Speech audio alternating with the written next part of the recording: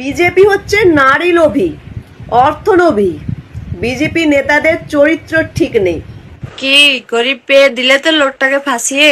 এই সেই লোক যে প্রত্যেক জনের নাম ধরে ধরে বলে দিয়েছে, আর পার্টির ছেলে রাজা তার নাম ধরে ধরে বলেছিল।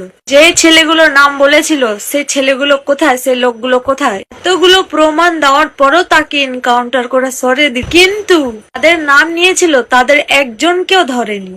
কিন্তু কেন? বুঝতে পারছো? তারা হচ্ছে পার্টির লোক। পার্টির লোক মানে তো বুঝে গেছো। বারুইপুরের ঘটনায় মুখ্যমন্ত্রী শুভেন্দু বাবু বলেছে অপরাধীদের ক্যাপিটাল পানিশমেন্ট দেবে। ক্যাপিটালও দেবে না, লাউড়াও দেবে না, সোজা হিসাবে ক্লিয়ার কথা। জনরোষ ব্যাপারটাকে আইনের কাজে লাগাতে হবে।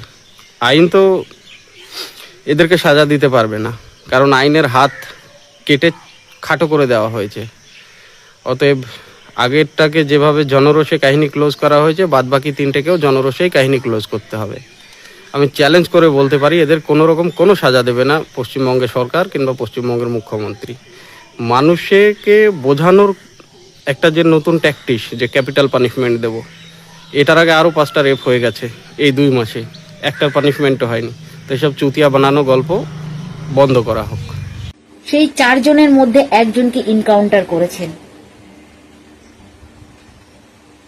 তার থেকে অনেক সত্য জানা যাচ্ছিল, কে এর সঙ্গে জড়িত, কারা কারা জড়িত, কি কি নাম তাদের, সে কিন্তু অনেক কিছু বলে দিয়েছিল। তো সেইখানে দাঁড়িয়ে তাকে এনকাউন্টার করাটা ঠিক হয়নি বলবো, কারণ যে মা সন্তান হারিয়েছে সেই মাই একমাত্র বোঝে তার সন্তান হারানো কতটা কষ্ট। সে না জানি সব সত্যি কথাগুলো বলে দিচ্ছিল, সেই জন্য তাকে এনকাউন্টার করা হয়েছে। তো বেশ ভালো কথা, তাকে এনকাউন্টার করেছেন। আর যে 3 জন আছে, আশা করব আপনার কাছে যে তাদেরকে খুব ভালো করে তদন্ত করা হোক। এর পিছনে আর কে মাস্টার মাইন্ড আছে? 2014 পরে ভারতবর্ষে যতগুলো ধর্ষণ কাণ্ড সংগঠিত হয়েছে, যতগুলো রেপ হয়েছে, তার 90% rapist connect to the BJP party. ভারতীয় জনতা পার্টি থেকে 90% রেপিস্ট কানেক্ট, কোনো না কোনো যোগসূত্রে তাদের কানেকশন আছেই আছে। আর আমাদের পশ্চিমবঙ্গের নতুন সরকার গঠন হওয়ার পরে 6খানা রেপ হয়ে গেল, একটারও সাজা হলো না, না জমা হলো না খরচ। এই ভারতবর্ষটা হচ্ছে কি আর ভারতবর্ষ নেই, এটা হচ্ছে ধর্ষণ বর্ষ হয়ে গেছে। বুঝতে পারলাম তো। বারুইপুরে যে রেপ হয়েছিল, যে প্রভাস মণ্ডল, তাকে তো এনকাউন্টার করেছে আপনারা জানেন। তো আগে দালাল মিডিয়ার মুখে শোনাই, তারপর বাকি বচন আমি আপনাদের শোনাচ্ছি, চলুন তাহলে। বারুইপুর কাণ্ডে অন্যতম অভিযুক্ত প্রভাস মণ্ডলের মৃত্যু। যখন ভোররাতে এই অপরাধ অর্থাৎ বারুইপুর ঘটনা, যেখানে নাবালিকাকে ধর্ষণ করে খুনের অভিযোগ, সেই ঘটনাতে যখন অপরাধের পুনর্নির্মাণ চলছিল, সেই পুনর্নির্মাণের সময় এই ঘটনা ঘটে। পুলিশের রিভলভার ছিনিয়ে পুলিশকে লক্ষ্য করে গুলি, পালানোর চেষ্টা করে প্রভাস মণ্ডল, আর আত্মরক্ষায় গুলি চালাতে বাধ্য হয় পুলিশ। সেই গুলিতে মৃত্যু হয় প্রভাস মণ্ডলের।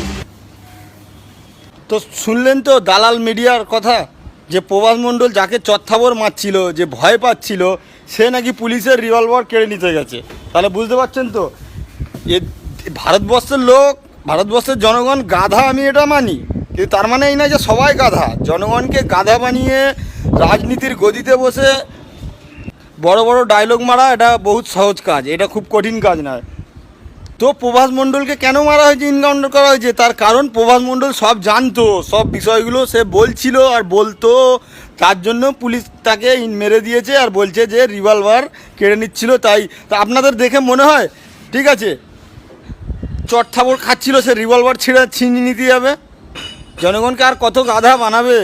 বন্ধুরা, এ হচ্ছে কি মানসিক গোলামি। ঠিক আছে, আমরা ভাবি যেটা ভাবি যে নেতা আমরা পছন্দ করি না, নেতা পছন্দ করে ইলেকশন কমিশনার। 10 জনকে চুজ করে, 10জনই চোর থাকে, 10 জনের ভেতরে আমাদেরকে একজন পছন্দ করতে হয়।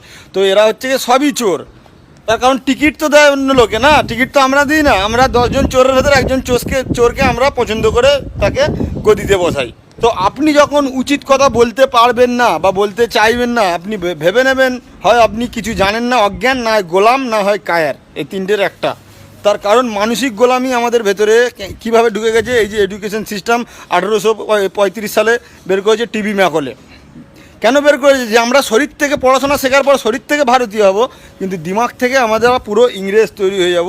তো আমাদের দেশের যে আইন কানুন নিয়ম নীতি সিস্টেম সর্বপ্রথম শ্রী মহাশয় রাজীব দীক্ষিতই বলেছিলেন, যিনি ইউরোপ আমেরিকা থেকে মানে হাজারো ডকুমেন্টস বের করেছিল, বিভিন্ন দেশ থেকে ডকুমেন্টস বের করে সেগুলো পড়িয়ে পড়িয়ে লোককে, ভারতবাসীকে শোনাতো। আর এই বিষয় নিয়ে উনি সর্বপ্রথম করেছিল যে ইংরেজদের ব্যবস্থা কোনোদিন ন্যায় দেওয়ার জন্য তৈরি হয়নি, এ আমাদেরকে গোলাম বানানোর জন্য। সমস্ত কিছু গোলামির চিহ্ন, কোনো দেশ গোলামির চিহ্ন পুষে রেখে দেয়নি, ভারত, পাকিস্তান আর বাংলাদেশ ছাড়া কেউ গোলামির চিহ্ন পুষে রেখে দেয়নি। সব গোড়া থেকে উমড়ে তুলে ফেলে দিয়েছে। ইজিপ্টের মতো একটা ছোট দেশ, সে তুলে ফেলে দিয়েছে গোড়া থেকে উমড়ে কোনো গোলামির ব্যবস্থা। এমনকি ইজিপ্টের প্রধানমন্ত্রী বলছে যখন ইংরেজ ছিল আমাদের মজবুরি ছিল, বাধ্যতামূল্য ছিল, তাই তাদের ব্যবস্থা চলতো। তো ইংরেজ চলে গেছে, তো তাদের ব্যবস্থা চালানো মানে তো এতে লজ্জার বিষয় আমাদের জন্য। না ভাষা, না ভূষা, না খানপান, না সভ্যতা, কিচ্ছু ইংরেজদের রাখিনি। আর আমাদের এখানে দেখো, আপনি ভারতীয় লোক দেখলে তো মাঝে মাঝে আমার তো ইংরেজদের বাপ মনে হয়, এমন 3D কোট শার্ট বুট পরে তো মনে হয় ইংরেজদের বাপ। তো আমি আমার মুসলিম ভাই বোনদের উদ্দেশ্যে এই ভিডিওটা বানাচ্ছি।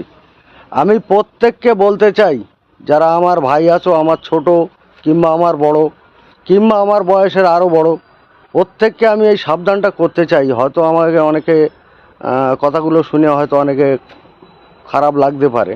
এখানে খারাপ লাগার কিচ্ছু নেই ভাই। আমাদের সমাজটা কিন্তু এমন একটা জায়গায় নিয়ে যাচ্ছে মানুষ, কোনো রকম এখানে যদি ভুল করা হয় তাহলে আমাদের কিন্তু খুব অবস্থা খারাপ হয়ে যাবে।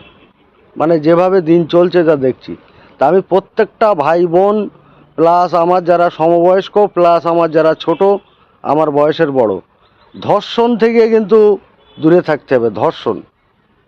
ধর্ষণ এমনই একটা রোগ যে এটা কোনো মানুষকে দেখে চেনা যায় না, প্রথম কথা। আর এই ধর্ষণ থেকে কিন্তু দূরে থাকতে হবে। কোনো কারণে যদি কোনো আমার মুসলিম ভাই জড়িয়েছে তাহলে কিন্তু খুব পরিস্থিতি খারাপ হয়ে যাবে। এই জন্যে আমি এটা বলতে চাই, এই ধরনের কাজ থেকে বা কোনো রকম কোনো জায়গায় ঝামেলা থেকে বা পার্টি করতে গিয়ে বিরাট কিছু করলাম পার্টির হইয়ে, আজকে দেখেছেন তো পার্টির হইয়ে মারপিট করবেন, জেতাবেন, তারা সঙ্গে সঙ্গে বিক্রি হয়ে আরেক জায়গায় চলে যাবে। মার খেয়ে মরবে কেটা? আপনি। তাই আমি সবাইকে এই সাবধানটা করতে চাই যে কোনো মাতামাতি করার দরকার নেই। আমরা সংখ্যালঘু, ভারতবর্ষে 30-32 কোটি আমরা টোটাল মানুষ। তা একজন যদি আমাদের মধ্যে কেউ অন্যায় করে থাকে তাহলে কিন্তু টোটাল আমাদের এই 30-32 কোটি মুসলিমের উপরে সমস্যাটা আসবে। তা আমি সবাইকে বলতে চাই যে আপনারা যারা আমরা সবাই আছি, বিশেষ করে আমরা মুসলিম সমাজে যারা আছি, তা সে মেয়ে হোক আর ছেলে হোক, স্কুল কলেজ থেকে নিয়ে বা রাস্তাঘাটে কোনো জায়গায় আমরা কোনো সমস্যায় জড়াবো না। আর বিশেষ করে ধর্ষণ থেকে আমরা একদম দূরে থাকব। যদি কোনো রকম আপনি ফেঁসে যান, আপনি কিন্তু এনকাউন্টারে মারা যাবেন, আপনার কিন্তু কেউ বাঁচাতে পারবে না। গুলি তো খাবেনই, প্লাস কিন্তু পশ্চিমবাংলায় দাঙ্গা শুরু হয়ে যাবে। আজকে বারুইপুরের ঘটনাটা যদি এইটা উল্টো হতো তাহলে এতক্ষণ কিন্তু লাশে লাশ হয়ে যেত। মানে মুসলিমদের লাশ মানে কোথায় ফেলতো তার কোনো ঠিক ছিল না। যাই হোক, সেটা যে কোনোভাবে ঘুরে গেছে কেসটা। তাই আমি সবাইকে সাবধান করছি। আর বিশেষ করে গ্রামের মা বোনদের বলছি, আপনার ছেলে মেয়ে যারা স্কুল কলেজে পড়ে, একদম প্রথম থেকে আমি বলছি, যারা রাত্রে বিশেষ করে যেখানে টিউশানি আছে মেয়েদের, আপনারা যেন পাঠাবেন না। ছোট বাচ্চাদের যেন একটা ডিম আনতে কি একটু লবণ আনতে পাশের দোকানেও পাঠাবেন না। আর রাত্রে সন্ধেবেলা বাড়িতে রেখে যেন আপনারা কোথাও যাবেন না, এই মাদের বলছি। কারণ দিনকাল কিন্তু খুব খারাপ। মানে আমরা এখান থেকে যা দেখছি, সোশ্যাল মিডিয়ায় তো সব দেখি, যেহেতু আমরা বাইরে আছি। তা এইগুলো আমার বলার, আমার জাতিকে, বা আমিও একজন মুসলিম, আমি চাই না যে একজনের জন্যই যেন টোটাল মুসলিম সমাজটাকে আমরা যেন দায়ী না হই। আর টোটাল একটা মানুষের জন্য যেন এই 30-32 কোটি ভারতবর্ষের মুসলিমদের ওপরে কোনো দায় না আসে। আমি প্রত্যেকটা মুসলিম ভাই বোনকে আমি বলছি, আমি এই ভিডিওর মাধ্যমে সতর্কবার্তা দিচ্ছি দিনকাল কিন্তু খুবই খারাপ ভাই, খুব খারাপ। মানে কোনো রকম একটু ত্রুটি হলে কিন্তু আমাদের বাঁচানোর মতন কেউ নেই বলো, কেউ বাঁচাতে আসবে না বলো। পুলিশ প্রশাসন বলেন আর পার্টি বলেন, কেউ সামনে আসবে না বলো। অতএব আমাদের সাবধান, আমাদের থাকতে হবে, এটাই আমার বলার। সবাই ভালো থাকবেন। যেহেতু আমরা বাইরে কাজকর্ম করি, আমরা দেখি আমাদেরও বাড়িতে ছেলে মেয়ে, আমাদের বউ মা বাপ সবাই আছে, তা এইটা দেখে তো খুব খারাপ লাগে। সেই জন্যে দু চার কথা বললাম। আমাদের সাবধান কিন্তু আমাদেরই থাকতে হবে। সবাই ভালো থাকবেন, দূর থেকে এটাই বললাম। আপনারা সবাই ভালো থাকবেন। আর এই যে বারুইপুরের কাণ্ডে আজকে আমার হিন্দু ভাই বোন থেকে নিয়ে কাকা কাকিমা যেভাবে সাপোর্ট করেছে মুসলিমদের, আমি প্রত্যেকের সালাম জানাই, নমস্কার জানাই এদেরকে, যে আজকে ধর্ম দেখিনি, আজকে জাত দেখিনি, প্রত্যেকটা মানুষকে আমি স্যালুট জানাই, প্রত্যেকটা মানুষকে আমার তরফ থেকে আমি সালাম জানাই, নমস্কার জানাই আমার হিন্দু মা বোনদের কাকিমাদের।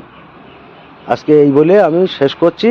আপনারা সবাই ভালো থাকবেন, সমস্যায় জড়াবেন না, পার্টি করতে গিয়ে কোনো সমস্যায় জড়াবেন না, কোনো ঝামেলায় যাবেন না, এটা আমি আপনাদের দূর থেকে বলছি। যদি কারো খারাপ লাগে আমার কিচ্ছু বলার নেই, কারণ আমরা বাইরে থাকি, আমাদের উপরেও কিন্তু চাপ আসবে। কোনো সমস্যা যদি ওখানে হয় আমাদের উপরেও এখানে চাপ আসবে, তখন আমরা কিন্তু আর বাড়ি ফিরে যেতে পারবো না। এই জন্যে আমি এই ভিডিওটা বানালাম। আপনারা সবাই সাবধানে থাকবেন, সাবধানে চলাফেরা করবেন। ছোট বাচ্চাদের যেন কোনো রকম টিউশনি মাস্টারের কাছে আপনি যে দেবেন, সে ভরসাটুকু এখন আর নেই।